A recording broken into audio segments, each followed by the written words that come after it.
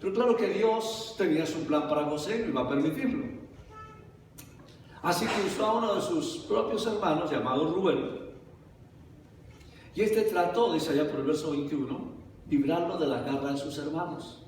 Y qué bueno que dice garra, porque no eran unos animales, la forma que pensaban. Así que le propuso, no lo matemos, no derramemos su sangre.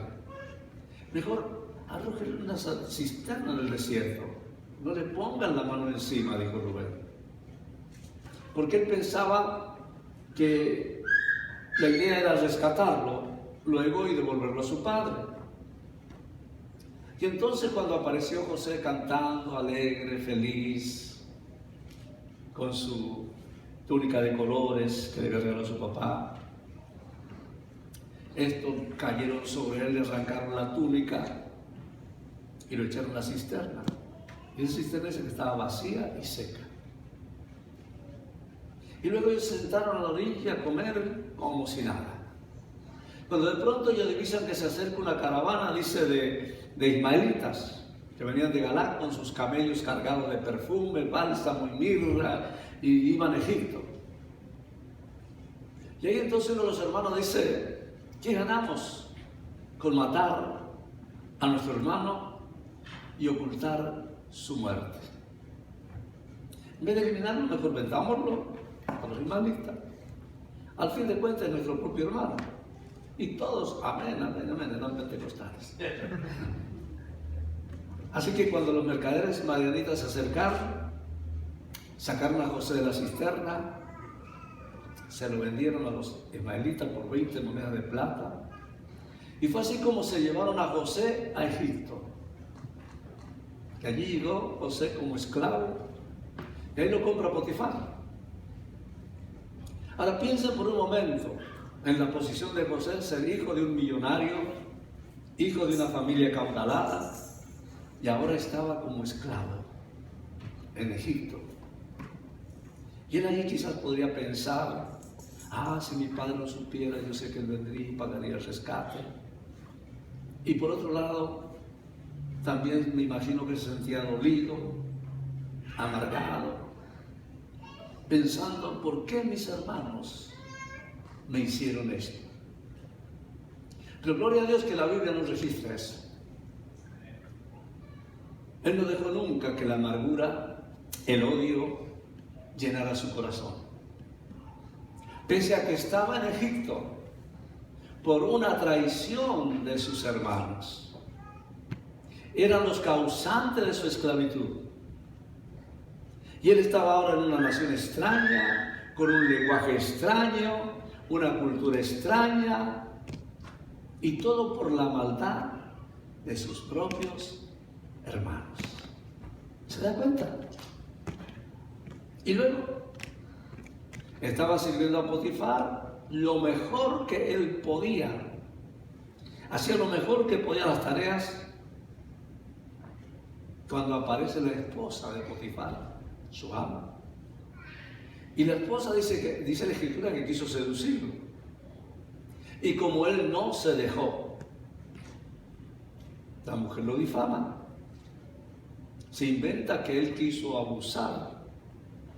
Y José terminó en la cárcel. Yo quiero que entienda que ahí estaba un hombre justo, joven, íntegro, encarcelado. Él tenía todo el derecho de pensar que la vida lo trataba mal. Y decir, me echaron a una cisterna mis propios hermanos, me vendieron como esclavo. Y ahora estoy aquí metido en una cárcel por la difamación de una mujer. Mis hermanos, yo creo que usted entienda que estoy hablando de un hombre justo e íntegro. No estoy hablando de la maldad de un hombre, sino que estoy hablando de la justicia o de las consecuencias de la justicia de Dios por ser justo. Terminó como estaba en Egipto. Por ser íntegro terminó en la cárcel. Pero todo tiene un propósito en la vida. Dice la Biblia que vinieron dos de los grandes de Faraón y fueron encarcelados, metidos junto a él. y tuvieron sueños. Y José se los interpretó a los dos. A uno lo dijo: en 3 días te van a ahorcar, se te acabó la vida. Y al otro le dijo: en 3 días vas a salir de aquí y volverás a tu posición. Ese era copero del rey. Pero José le dijo algo antes de que se fuese: acuérdate de mí. Y el copero salió, comenzó nuevamente a servir al faraón. Pasó el tiempo, la Biblia dice que pasaron 2 años, imagínense usted. Ni se acordó de José. Pero diga conmigo: pero Dios no se olvidó de él. Porque Faraón tuvo un sueño. Y entonces Faraón buscaba que alguien se lo interpretara, que alguien le revelara, que alguien le dijera qué era lo que significaba ese sueño. Y nadie podía interpretárselo. Pero Faraón sabía que había algo en ese sueño, había una revelación. Y el copero, como estaba ahí, se enteraba de todas las cosas. Estaba al lado del rey y dijo: uy, se acordó.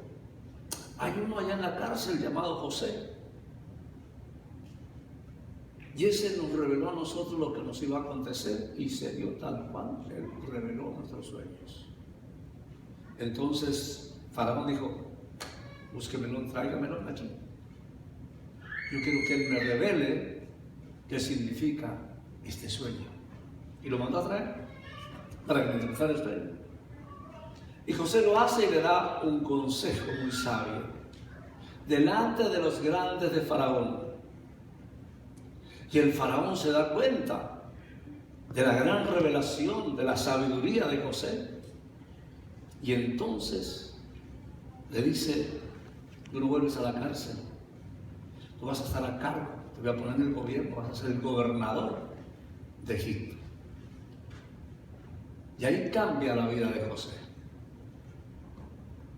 Ese hombre que había sido odiado, despreciado y olvidado, llegó a gobernar el resto de sus días toda una nación que no era la suya. Y no solo eso, sino que después Dios lo usó para traer a su familia, a sus hermanos, a esos mismos que lo echaron a la cisterna, a esos mismos que fueron los causantes de su esclavitud, de su dolor. Los bendice en tiempo de hambre y los sostiene. Y al principio no les dijo que se trataba de él, cuando ellos vinieron a pedir ahí trigo y todas esas cosas. Pero allá en Génesis 49, versículo 4, él se les revela, le dice: yo soy José, el hermano que ustedes vendieron a Egipto. Yo me imagino que ellos: wow, y aquí se nos armó la gorda. Aquí estamos contra la pared. Pensaban que le iba a tomar ventaja. Pero José le dice: no se aflijan, ni se reprochen el haberme vendido, pues en realidad no fueron ustedes, fue Dios que me mandó delante de ustedes para salvarles la vida. Dice: porque la región está sufriendo hambre. Van 2 años y todavía faltan 5, en lo que no da siembra ni cosecha. Por eso es que Dios le dice: José a sus hermanos me envió delante de ustedes para salvarles la vida de manera extraordinaria. Y de ese modo asegurarle la descendencia sobre la tierra. Qué lindo es que en José no había amargura, no había tristeza, no había odio, no había envidia, no había rencor. Él dice: fue Dios que me envió, no ustedes.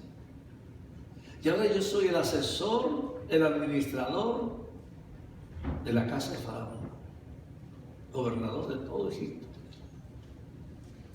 Lo que quiero enseñarte en este día es que a veces las crisis, las pruebas, las circunstancias son las que nos empujan a la bendición. Tú a veces puedes decir: ¿por qué buscan mi mal?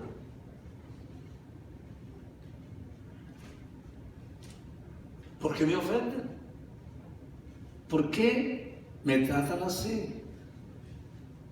Y yo te digo: no te quejes, porque hay un Dios que todo lo ve.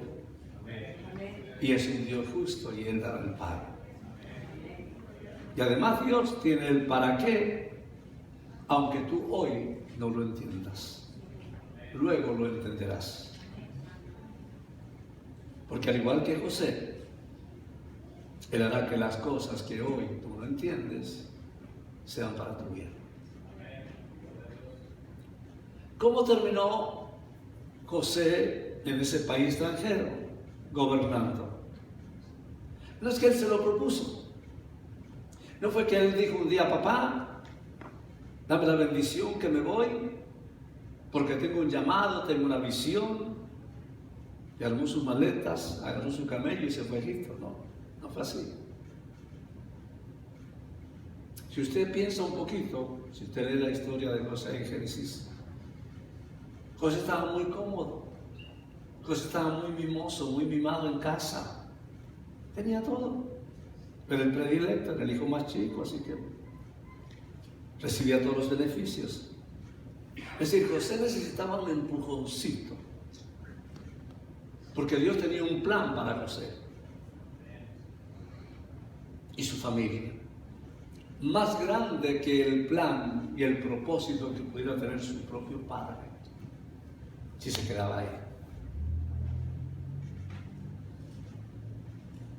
Dios no lo quería como extranjero en la tierra de Canaán, sino que lo quería como gobernador de toda la tierra. Que vemos que Dios usó la ofensa, la difamación, para llevarlo al palacio de Faraón. Lo que te quiero decir, mi hermano, mi hermana, oídos, es que Dios va a usar esas crisis, esas ofensas, para llevarte a los palacios del rey, a la bendición. No sé si lo oyeron. Entonces es necesario que vengan las crisis, las pruebas, las ofensas, los imposibles. Porque es donde Dios nos va a sostener y a empujar a la bendición. Miren, en los años 90 hubo un gran avivamiento en todo el mundo, incluido aquí en los Estados Unidos. Pero al entrar el año 2000, ese avivamiento comenzó a apagarse, pese a que había millones de personas envueltas en ese avivamiento. Y nosotros proseguimos buscando a Dios. Queríamos ese mover del Espíritu, queríamos ese avivamiento en nuestras vidas. Y como estábamos involucrados en eso, hubo gente que pensó mal de nosotros. Y pensaban que el pastor estaba equivocado. Y algunos se fueron. Y no solo se fueron, se llevaron a algunos también. A otros no los lograron convencer. Y fueron momentos duros, porque disminuyó la membresía, la participación, los talentos, la economía.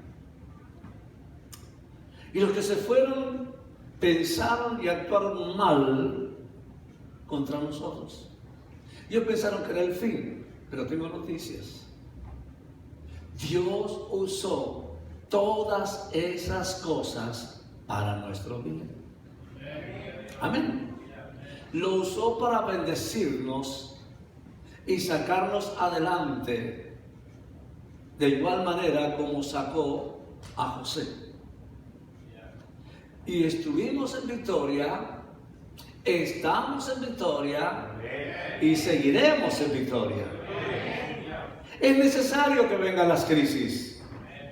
Yo a veces, claro, pensamos, no quiero crisis, no quiero problemas, pero hermano, yo me sorprendo cuando las cosas están demasiado tranquilas. Sí, digo, algo estoy haciendo mal. Porque cuando yo estoy haciendo la voluntad de Dios y haciendo todo lo que debo hacer, como que se mueve el hormiguero, se mueve el avispero, todo se mueve alrededor nuestro, ¿verdad? Pero entonces cuando yo empiezo a ver que las cosas están color de hormiga, digo, Señor, tú te vas a glorificar. Amén.